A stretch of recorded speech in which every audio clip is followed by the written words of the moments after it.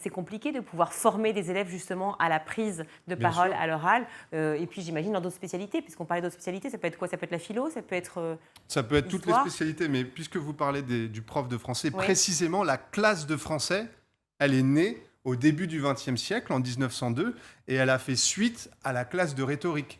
Et il y a un réformateur de l'enseignement à la fin du XIXe siècle qui s'appelle Gustave Lançon.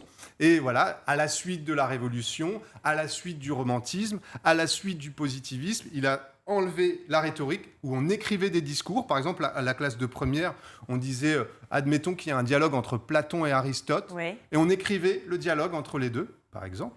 Et puis on a substitué à ces discours qu'on écrivait, qui relevaient de l'éloquence, de l'oral, qu'on critiquait, des choses tangibles, écrites, la dissertation et le commentaire composé.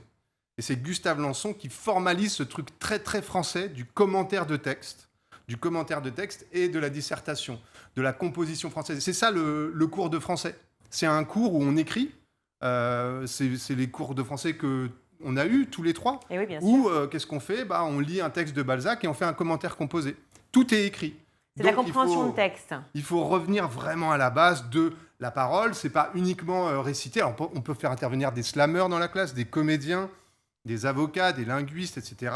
Mais il faut reprendre la langue en tant qu'elle est parole et plus juste support écrit. Et ça prend beaucoup de temps. Il faut tout changer, en fait.